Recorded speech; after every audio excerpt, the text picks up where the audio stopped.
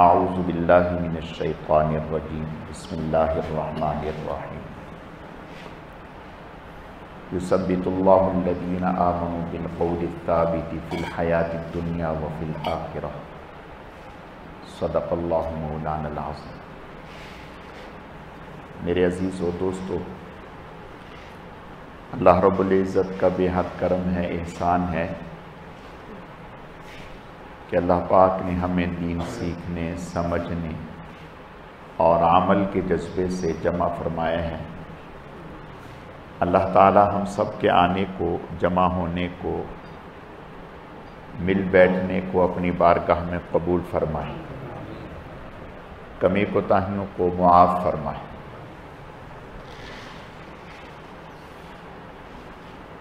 گزشتہ ہفتے سے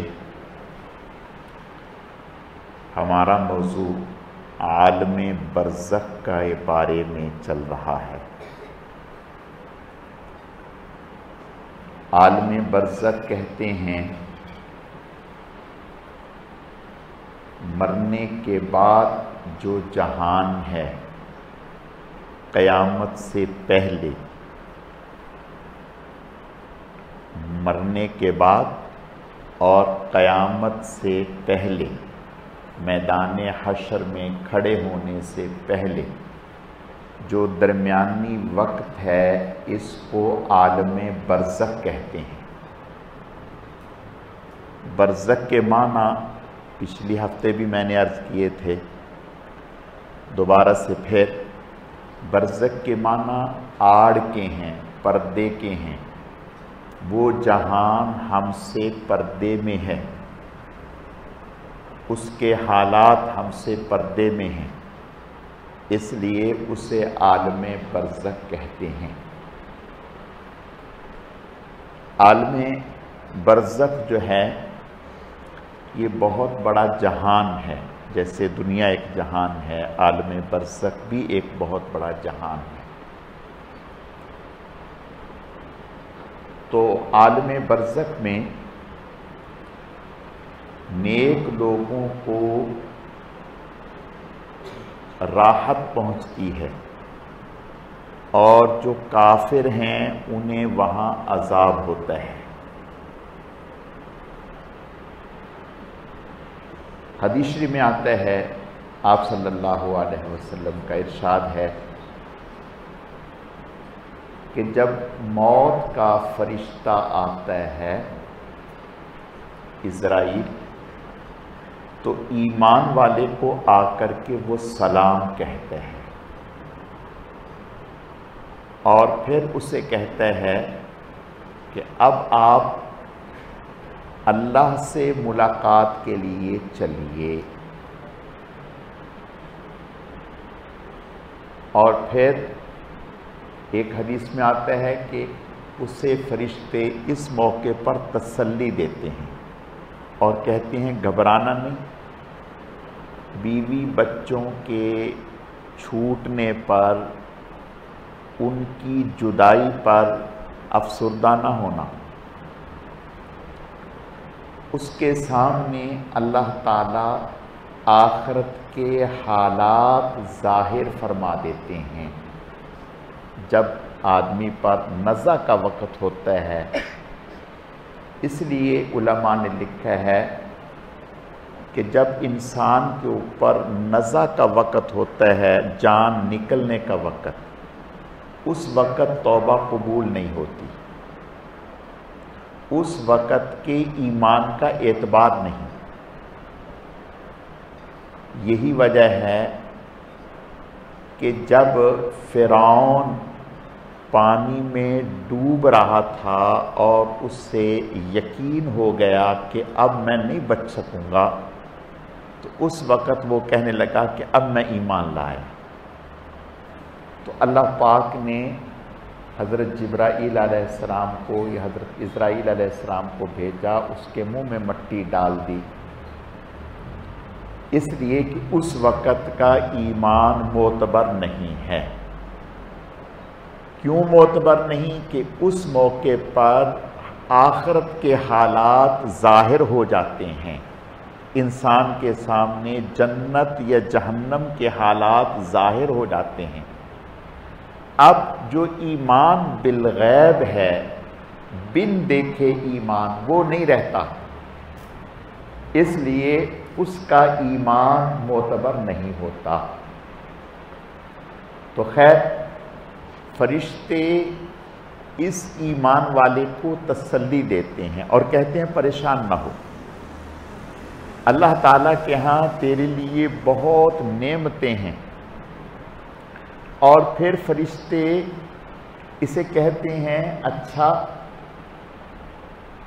اگر تو چاہتا ہے تو ہم تجھے دنیا میں چھوڑ دیں، یعنی ہم تیری روح نہ نکالیں، تجھے چھوڑ دیں۔ یہ کہتا ہے نہیں نہیں، اب میں دنیا میں مزید نہیں رہنا چاہتا، میں اللہ سے ملاقات کرنا چاہتا ہوں۔ تو پھر فرشتے حضرت عزرائیل علیہ السلام اس کی روح نکال لیتے ہیں۔ حدیث شریف میں آتا ہے کہ جب آدمی کی روح قبض کر لی جائے تو پھر کوشش کرنی چاہیے جتنا جلد ہو سکے اس کی تدفین کر دی جائے۔ آپ صلی اللہ علیہ وسلم کا ارشاد ہے جو جنتی ہوتا ہے، نیک ہوتا ہے، وہ کہتا ہے کہ جلدی کرو جلدی کرو، مجھے قبر تک پہنچاؤ تاکہ جو میرا اصل ٹھکانہ ہے میں اس تک پہنچ جاؤں۔ اور جو بد ہوتا ہے، کافر ہوتا ہے، تو وہ کہتا ہے کہ مجھے کہاں لے کے جا رہے ہو، مجھے چھوڑ دو مجھے چھوڑ دو۔ اور حدیث شریف میں آتا ہے کہ مومن آدمی جو ایمان والا ہے، کلمہ پڑا ہوا ہے جس نے، جب اس کا انتقال ہوتا ہے تو اس کے انتقال پر 40 دن تک زمین روتی رہتی ہے، اور وہ جگہ جس پر وہ سجدہ کیا کرتا تھا یا جس جگہ پر وہ چلا کرتا تھا وہ جگہ روتی ہے، اور وہ جگہ کل قیامت کے دن اس کے لیے گواہ کے طور پر پیش ہوگی۔ اور حدیث شریف میں آتا ہے کہ جب انسان کو قبر میں رکھا جاتا ہے تو اگر مومن ہوتا ہے، مسلمان ہوتا ہے، نیک ہوتا ہے، تو قبر اسے کہتی ہے کہ میرے اوپر چلنے والوں میں تو مجھے سب سے زیادہ محبوب اور پیارا تھا، تیرا آنا مبارک۔ اب تو میرے برتاؤ کو دیکھے گا میں تیرے ساتھ کس قدر اچھے طریقے سے پیش آتی۔ اور حدیث شریف میں آتا ہے، آپ صلی اللہ علیہ وسلم کا ارشاد ہے، فرمایا کہ جب انسان کو قبر میں رکھتے ہیں، ہاں تو میں اس سے پہلے یہ کہہ رہا تھا کہ بلا وجہ میت کو دفن کرنے میں تاخیر نہیں کرنی چاہیے۔ ہمارے ہاں یہ بہت زیادتی ہوتی ہے کہ لمبا وقت میت کو رکھ دیا جاتا ہے، نہیں، فرمایا کہ میت کو جتنا جلد ہو سکے اس کی تدفین کر دی جائے۔ ہماری والدہ صاحبہ عین مغرب کی اذان شروع ہوئی تھی جب ان کی روح نکلی، اور عشاء کے بعد ہم نے ان کی نماز جنازہ پڑھا دی تھی۔ ہمارے سکے ماموں وہ راولپنڈی میں تھے اس وقت، ان کو جب فون پر اطلاع کی تو کہنے لگے میں نکل پڑا۔ ہم نے کہا کہ اگر آپ عشاء تک پہنچ جائیں گے تو ٹھیک ہے، ورنہ ہم انتظار نہیں کریں گے، یعنی سکے بھائی۔ ہم نے کہا ہم انتظار نہیں کریں گے، انہوں نے کہا ٹھیک ہے، کوئی اعتراض نہیں۔ لیکن ہمیں بھی پتا تھا، انہیں بھی پتا تھا کہ وہ پہنچ نہیں سکتے۔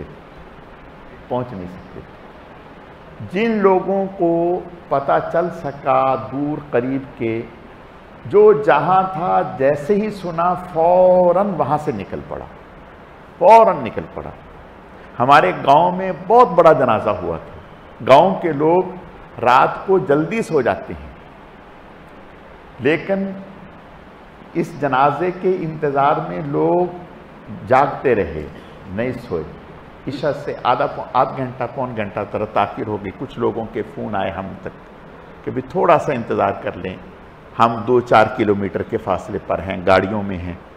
تو ہم نے، وہ دور سے چلے ہوئے تھے، تو ہم نے آدھا گھنٹہ انتظار کر لیا۔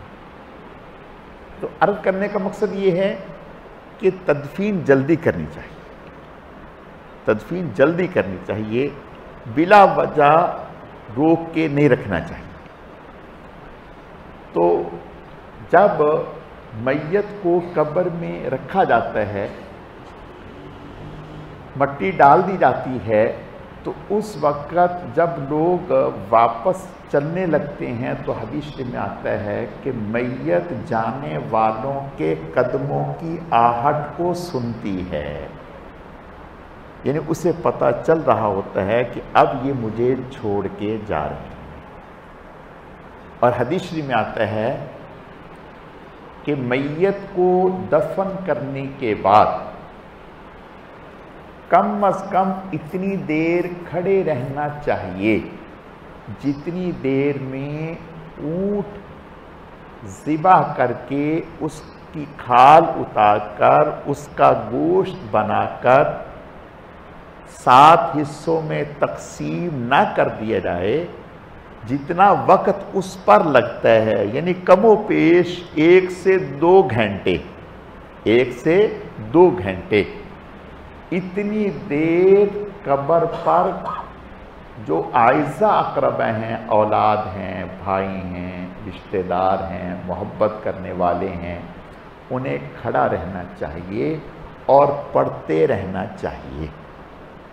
اب کیا پڑھیں؟ جو جسے یاد ہے وہ پڑھتا رہے، یوں دعا کرتے رہیں کہ یا اللہ پاک اس میت کو سوال جواب میں اس کے لیے آسانی پیدا فرما، منکر نکیر کے سوال و جواب میں اس کے لیے آسانی پیدا فرما۔ اور فرمایا کہ جو اوپر پڑھ رہے ہوتے ہیں یا دعا کر رہے ہوتے ہیں یا میت کے لیے استغفار کر رہے ہوتے ہیں، ان کی برکت سے اللہ تعالی میت کے سوال و جواب میں آسانی پیدا کر دیتے ہیں، آسانی پیدا کر دیتے ہیں۔ دیکھیں، مرنے والوں کا ہم پر حق ہے۔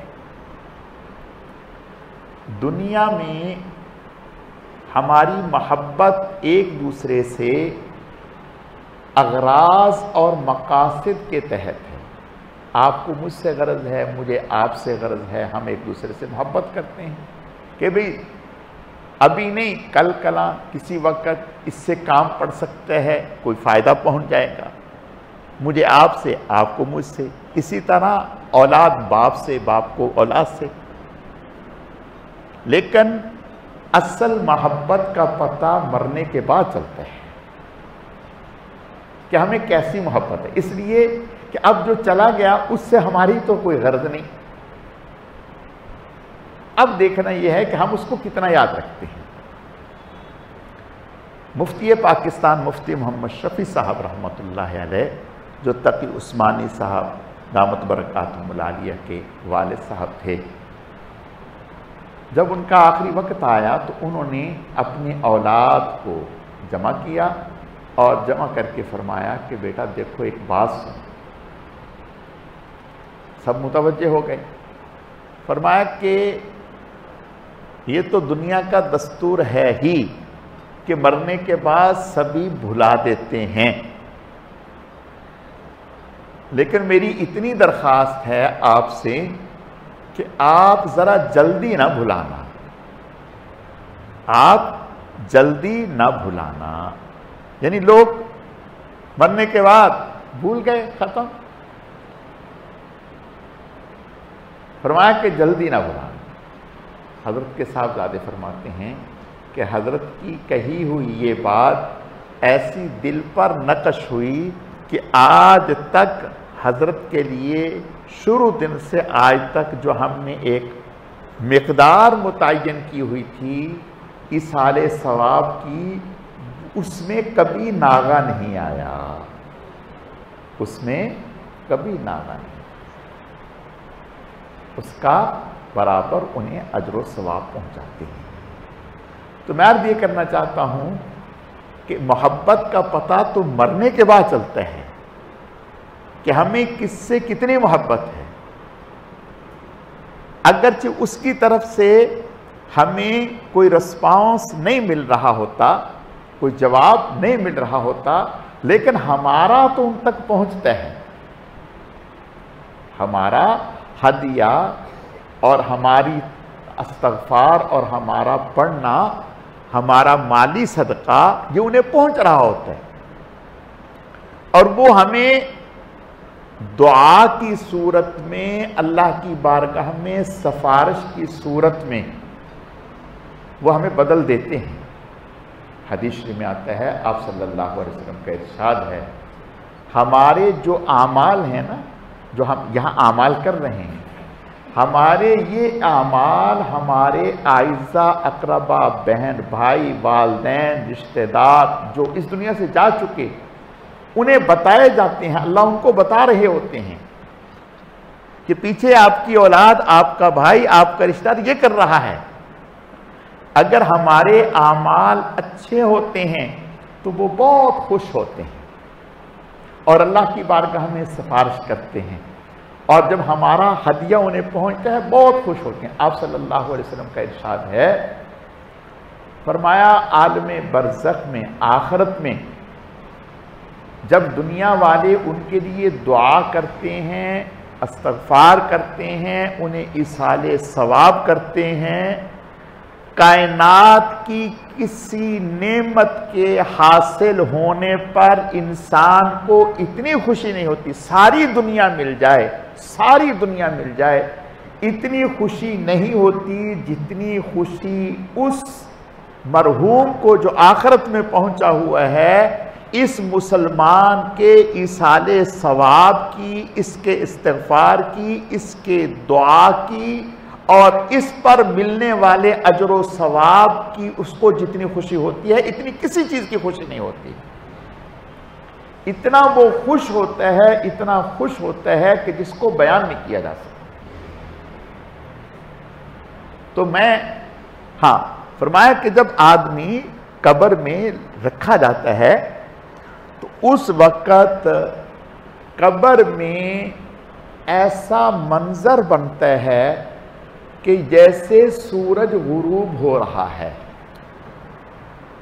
ایسا منظر ہو جاتا ہے قبر میں جیسا سورج غروب ہو رہا ہوتا ہے۔ تو یہ جو مومن ہے تو یہ گھبراتا ہے، فوراً کہتا ہے کہ بھئی آپ پیچھے ہٹو، پہلے مجھے نماز پڑھ لینے دو، اللہ کے واسطے مجھے نماز پڑھنے دو، پہلے میری نماز نہ قضا ہو جائے، مجھے نماز پڑھنے دو۔ فرشتوں سے کہتا ہے کہ پہلے مجھے نماز پڑھنے دو، پھر جو پوچھنا ہوگا پوچھ لینا۔ اس سے ہی انہیں اطمینان ہو جاتا ہے کہ یہ کیا ہے، اور جب یہ کہتا ہے تو فرشتے سمجھ جاتے ہیں کہ یہ اللہ تعالیٰ کا نیک بندہ ہے، اللہ تعالیٰ کا مومن بندہ ہے۔ اور آپ صلی اللہ علیہ وسلم نے ارشاد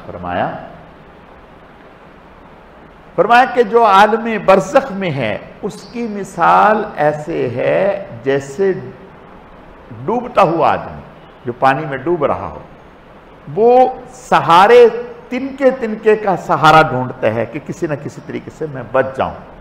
بالکل اسی طرح سے جو عالم برزخ میں ہوتا ہے وہ ہمارے منتظر ہوتا ہے کہ ہمارے پیچھے میرے اعزاء اقربا میں سے کوئی مجھے بھیجے، کوئی پڑھ کر کے بخشے۔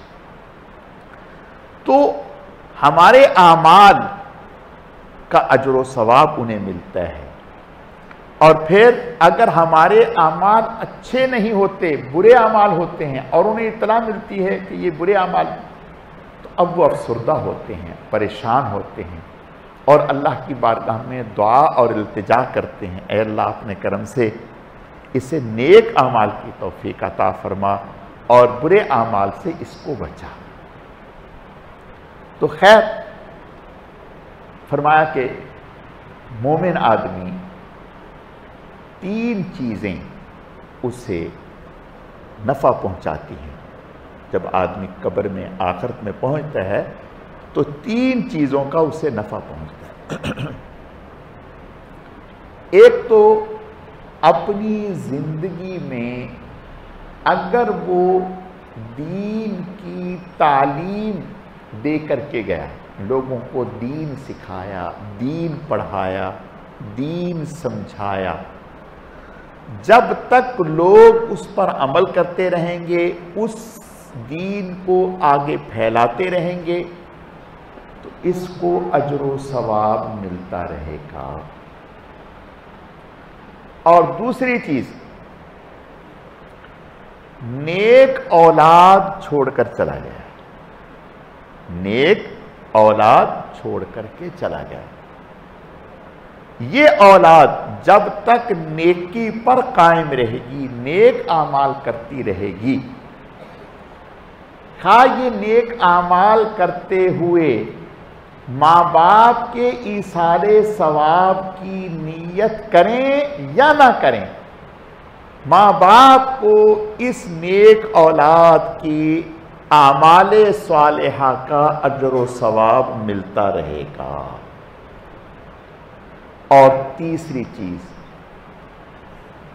کوئی مسلمان مومن اپنے ہاتھ سے اپنی کمائی کسی نیکی کے کام میں لگا کر کے چلا گیا، مثلا کوئی مسجد بنا دی، قرآن پڑھنے کے لیے کسی کو دے دیا، کہیں پانی کا انتظام کروا دیا، کہیں ہاسپٹل قائم کر دیا، کسی مدرسے میں کتابیں لے کر کے دے دی، غرض یہ کہ کسی بیوہ کی مدد کفالت کرنا شروع کر دی، کسی مستحق کے گھر میں راشن لگا دیا، کسی کو مکان بنا کر کے اس کو ہدیہ کر دیا کہ آپ اس میں رہیں ساری زندگی، کوئی آپ سے نہیں دیکھا، تو کوئی بھی اپنے ہاتھ سے اب اللہ کے راستے میں اس کی رضا کے لیے کوئی خرچ کر کے چلا گیا، تو فرمایا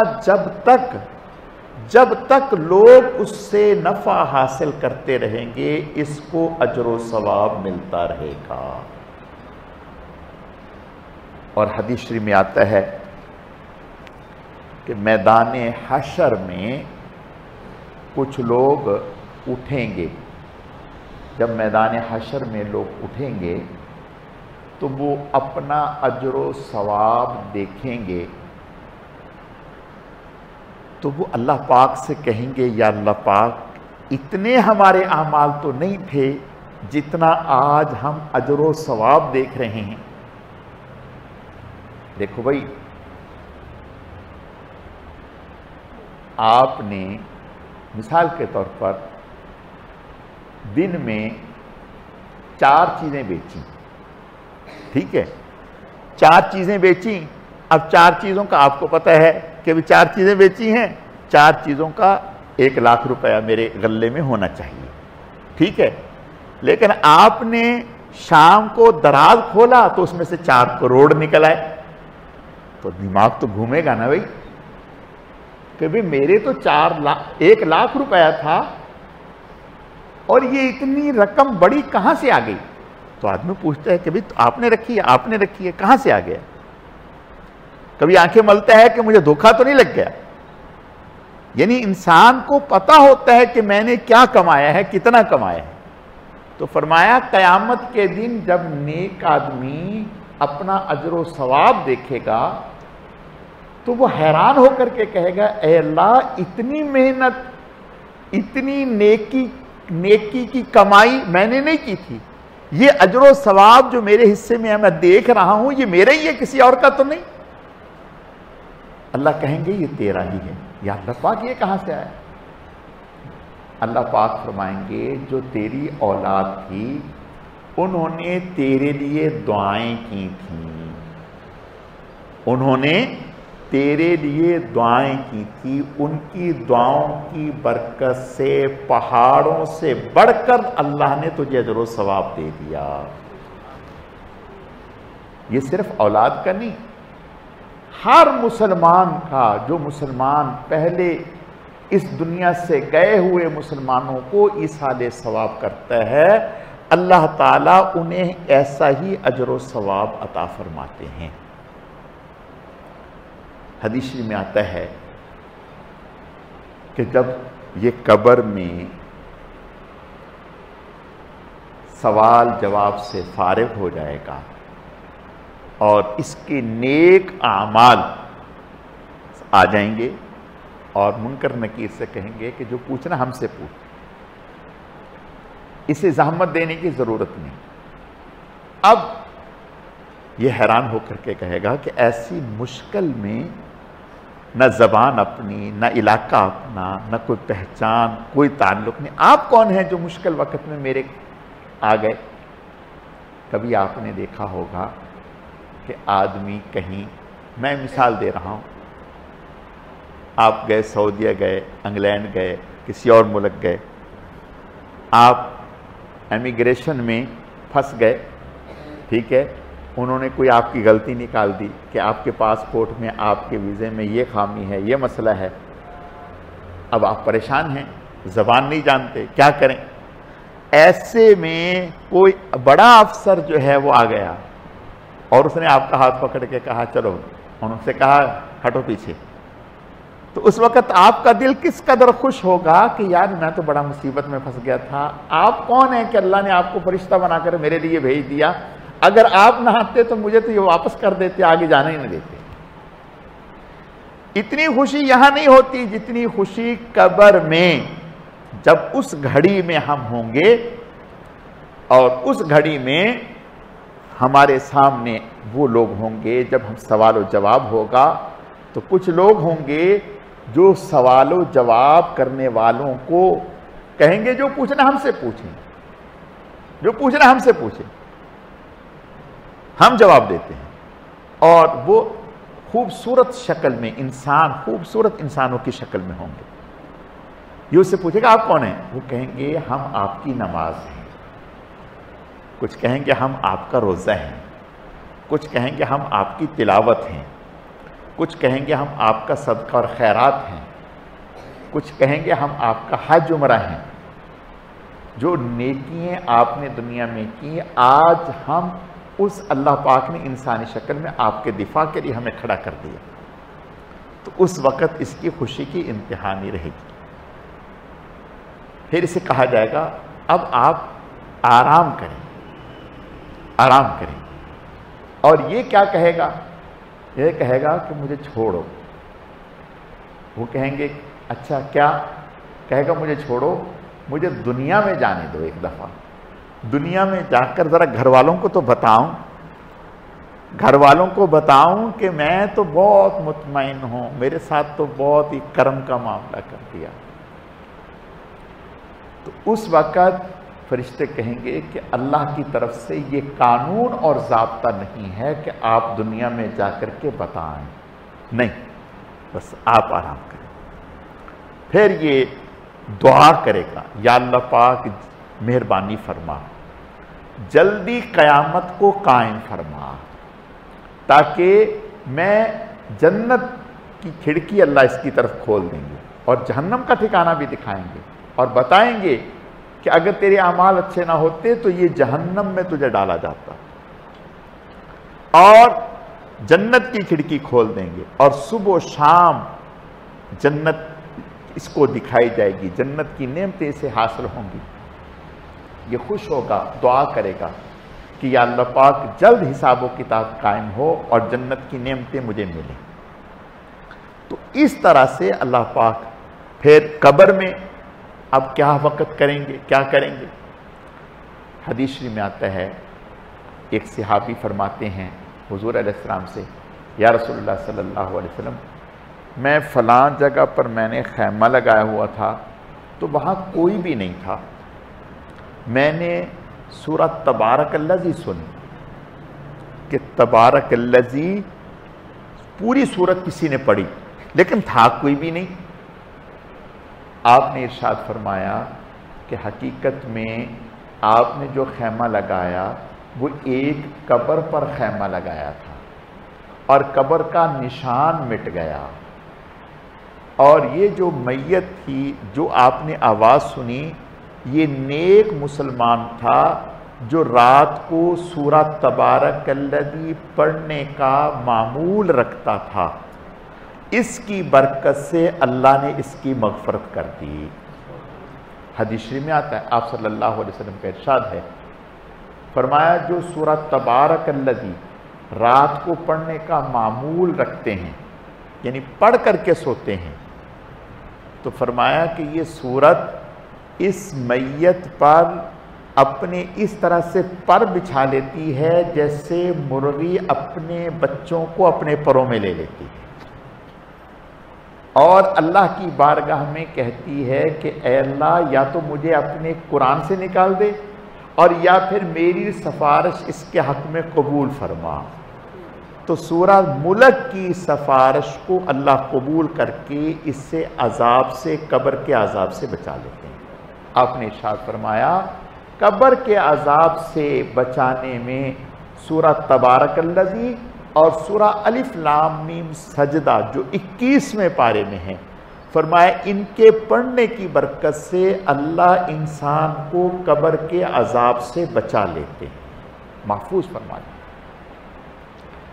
تو یہ جو کبھی کبھی ہم دیکھتے ہیں جو صحابی نے دیکھا کہ تبارک الذی کچھ آواز آ رہی ہے, یہ عالم برزخ کے حالات کبھی کبھی اللہ تعالیٰ اپنے نیک بندوں پر ظاہر فرما دیتے ہیں.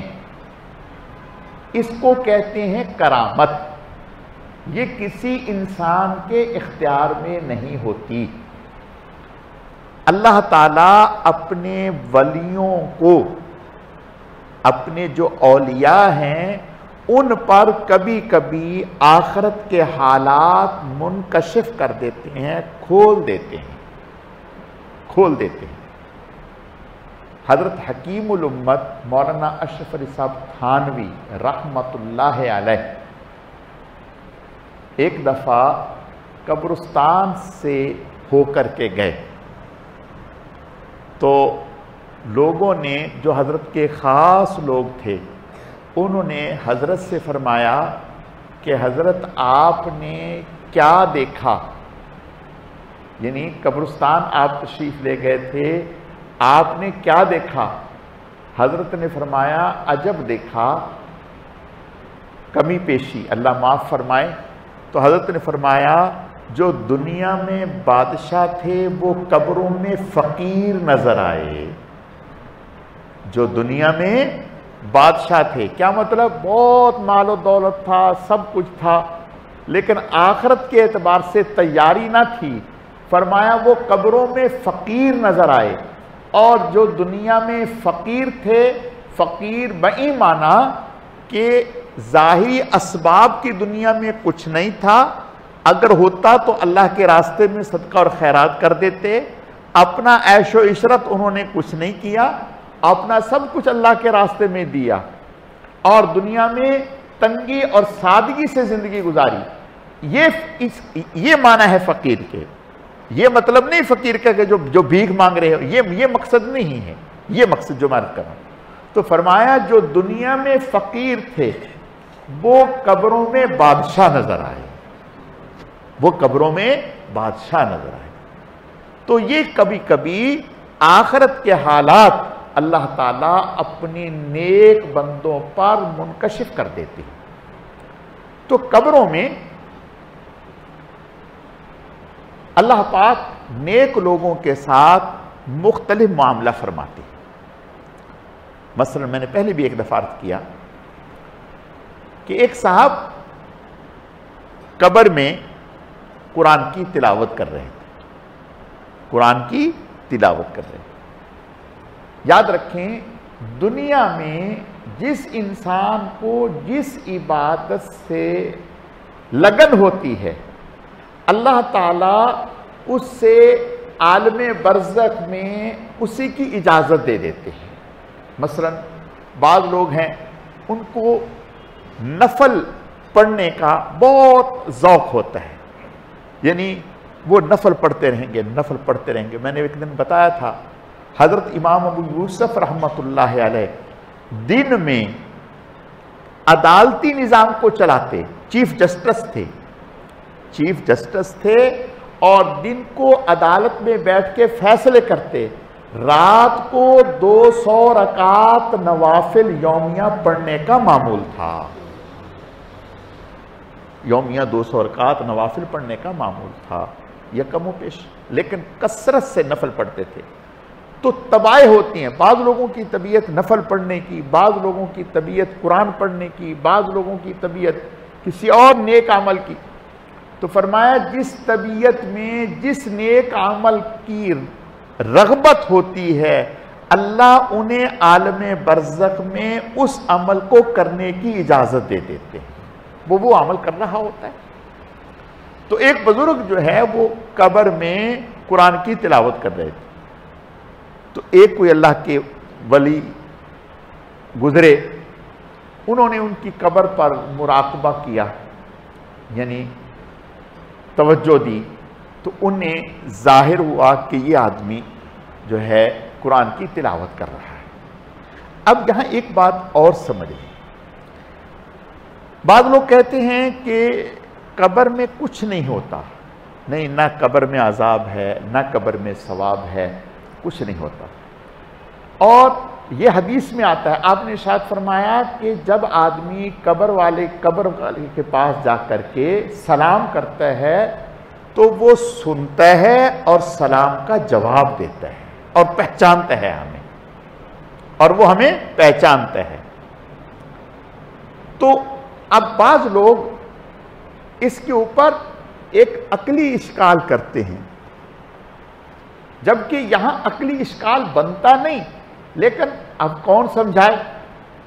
وہ کہتے ہیں لو کپڑا سامنے نظر آ جائے تو دوسری طرف آدمی نظر نہیں آتا، نیچے مٹی میں 10 من مٹی کے نیچے ہیں اور اسے باہر آدمی نظر آ رہا ہے، یہ کوئی عقل میں آنے والی بات ہے؟ کیسے نظر آئے گا؟ بھئی بات سمجھ میں آ گئی؟ وہ مٹی کے نیچے ہے، اسے باہر کا کیسے نظر آئے گا؟ میں ایک بات عرض کرتا ہوں، دیکھیے کپڑا باریک ہوتا ہے نا، کپڑے کی دوسری طرف نظر نہیں آتا۔ اگر شیشہ ہو اتنا موٹا ہو، ٹرانسپیرنٹ، جس میں آر پار نظر آئے، تو اب اس میں نظر آ رہا ہے، بات سمجھ میں آ رہی؟ وہ موٹا بھی ہے لیکن نظر آ رہا ہے۔ اللہ تعالیٰ میت کے لیے اس مٹی کو ٹرانسپیرنٹ شیشے کی مانند بنا دیتے ہیں، بھائی بات سمجھ میں آ رہی؟ جیسے اس شیشے سے آپ کو باہر نظر آ رہا ہے، جتنا موٹا شیشہ کیوں نہ ہو، ایسے ہی اس کے لیے کوئی مشکل نہیں، اللہ اس کو باہر دکھا رہے ہیں، اور اب تو سمجھنا کوئی مشکل نہیں ہے۔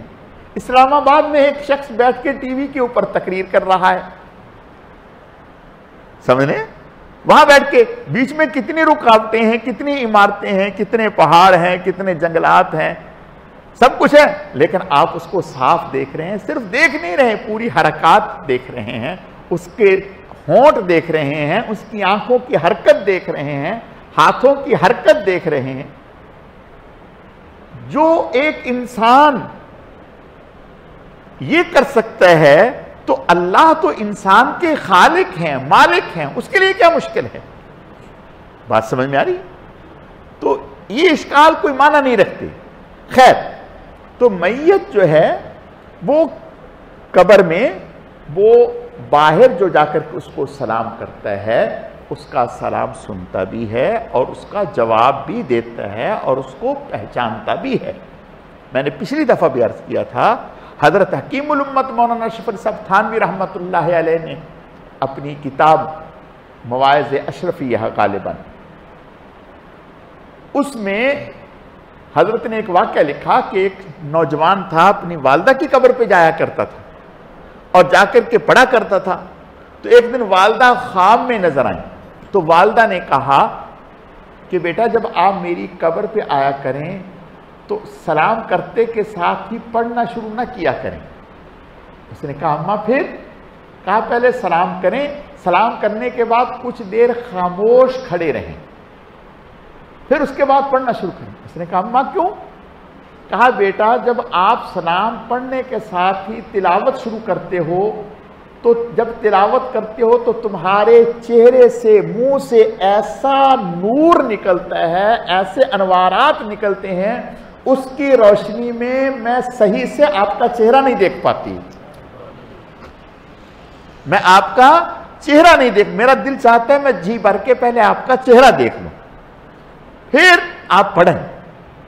تو حضرت نے فرمایا کہ اگر کوئی بیٹا اپنے ماں کی قبر پہ جائے، والدین کی قبر پہ جائے تو اسے چاہیے پہلے سلام کرے، سلام کرنے کے بعد کچھ دیر خاموش رہے تاکہ وہ اچھے سے جی بھر کے اس کو دیکھیں، پھر اس کے بعد پڑھے۔